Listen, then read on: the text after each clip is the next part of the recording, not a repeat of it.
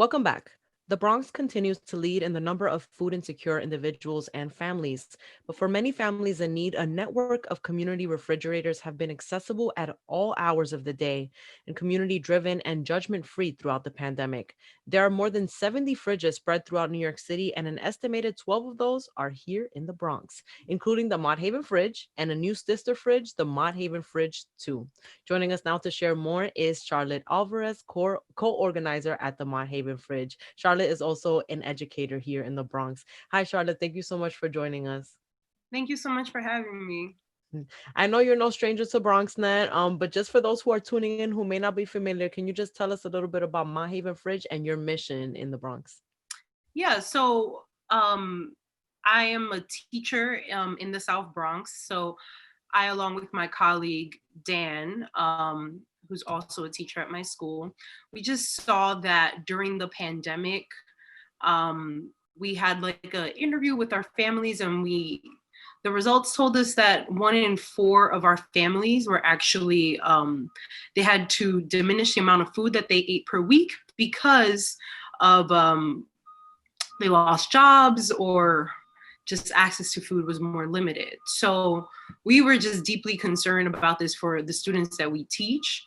And we noticed that community fridges were popping up, and we decided that we really needed one in our community. So, our main focus right now is to get groceries in a consistent manner for families to be able to access in our community. Not just for our students, but also the whole Mott Haven community. Thank you, And so Charlotte. we're hoping to expand that and, keep growing the network so that we can feed more families. Absolutely. Thank you, Charlotte. And it has definitely grown. We've seen that Mott Haven Fridge has become a community hub center for the community. People really, really esteem the fridge, take care of it, clean it on their own, and volunteer their time and their efforts to taking care of this fridge. So, shout outs to you and Dan for spearheading this initiative, and shout outs to the community in Mott Haven for the solidarity with the fridge. I also wanted to bring up that you have a sister fridge now in another location at Crismelli Grocery. Can you tell us about Mott Haven Fridge 2 and how you connected with the business owner there to bring the fridge to that area? Yeah, that was such a kind of by chance luck. There's another community fridge called Nuestra Nevera not far from where we are. And the lady that helps run that saw that one of her neighbors was about to throw out a refrigerator. And luckily, we've just built such a network of volunteers that we were like, yeah, we definitely can take on another fridge. And it's located on 140th and Brook Ave, which is right about 2 blocks from our Mott Haven Fridge 1. And we chose that location because one of our students, one of our 6th graders, their dad owns the local bodega. So he was he's heard a lot about our initiative through, our students are really engaged in our refrigerator and are super excited about it. And so a lot of them have spoken to their parents about it. And we were really lucky to have that connection to the community. And so he was really happy to take it on. Because that's like one of the biggest things. Like, not only do we need a host, but we need a host that is willing and excited to have the fridge, because it's a big undertaking and it's, it's completely volunteer. So it's really nice to have someone that's super involved in the community and really excited to have it. I love that. And Charlotte, is the first fridge still located at Chiqui's grocery store on St. Anne's as well? So we actually had to move it. Management changed at some point, and new management didn't want the fridge there. But thankfully, and that was we were really concerned when that came about, because we only had 2 days initially to move the refrigerator. But because we've been able to cultivate such a strong kind of team of volunteers and people involved in the Mott Haven Fridge, we were able to extend that time. And then also someone heard about us on the Deez's and Marrow on their Instagram. Hey. And so her uncle actually owns the store right around the corner from where we were currently located. And she was able to secure us a new location, a new hosting space.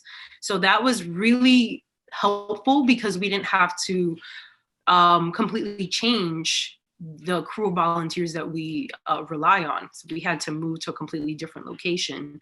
We were just really worried about how we were going to continue to run. Wow. And it's all been word of mouth, volunteer based. As we stated in the beginning, nobody gets paid to do this. Again, this is all the community coming together through donations as well. Just remind us of the impact that the fridge has had on the community and what the volunteers mean to this community fridge as well, Charlotte. So the volunteers are completely our lifeline. Like, we helped start it, but we would be nowhere without the people that help to clean the fridge daily, bring the food daily. Like, we have drivers that collect the food and then bring it to the refrigerator, and then people who help stock the fridge. And then we have some volunteers that live around the neighborhood and are constantly by the refrigerator. So whenever we get new shipments, they make sure that it's that people come in an organized way to collect the food so that it's evenly distributed and everyone has a chance, because the need is so high that when we do get deliveries, like, food does not last long. As soon as someone sees the truck, they get what they need. So we really need the volunteers that we have to kind of make sure that runs smoothly. Because while I live in the Bronx, I don't live really close to the refrigerator. And at this moment, are you guys looking for more volunteers? How can people find out how they can support you, and what type of volunteers are you seeking to help out? We definitely need more volunteers. Our biggest need are drivers, people with cars that are able to have flexibility to pick up shipments. Right now, we often have to go pick up from Queens, so it's really far. And gas tolls and all that, it costs money. So we definitely rely on the goodwill of people who are able to take that on. We also need people that just come and check in on it. Because food is being taken out and brought in so often, we need people that help clean it. Yeah, there's just a lot of need. So if you want to help, you can contact us via Instagram. We're very responsive to the direct messages that we get. So that's a great way to contact us right now. We also have an email, info@themothavenfridge.com. Got you. Thank you, Charlotte. And the Instagram is at Mott Haven Fridge on social media. They are absolutely very responsive and always posting about the fridge. It's a beautiful Instagram that shows the community solidarity as well. Charlotte, can we just talk about the cold weather? It's obviously here. It's really freezing outside now. We just had the snowfall. How are fridges being prepared to be sustainable during the winter season? And how are community fridges preparing for the winter in general? Right. So the change in temperature definitely affects refrigerators because they're not meant to be kept outside. They're an indoor item. So when the temperature drops, the refrigerator can shut down. So we've been building winterization sheds. Each of the Mott Haven fridges has one currently, and that costs about $1,000 to build. Again, with the help of people volunteering. That was just in raw materials. So the refrigerators across the Bronx are currently working on building those sheds. A lot of them already have it, but a lot of them don't. Some of the precautions that they can take are just to shut off the refrigerator when it hits a certain temperature. But again, we need consistent volunteers that are around and can shut it off and shut it back on when necessary. So there are just a few things that people are doing depending on their budget. But yeah. Got you. And Charlotte, how much food usually goes into the fridge and how often is it kept stocked? I know that you mentioned that the food goes quickly, but is it every day that people are stocking it, and how much food usually goes in it? And as well as what types of food? Is it non-perishable items, perishable items?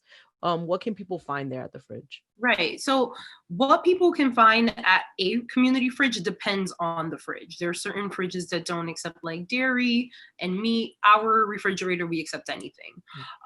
We have partnerships with farms that, and there's an organization, Wrap for the Bronx, that has been instrumental in helping us get fresh produce to our refrigerator. Our refrigerator currently gets stocked about 1 to 2 times a day.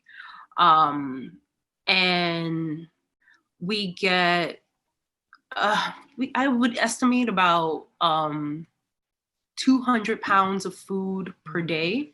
And that we're lucky, we're on the high end because we've gotten so much, like, people know about us. So it's helped to get a lot more food to our refrigerator. But I think some other Bronx fridges can probably estimate more like 100 pounds of food per day.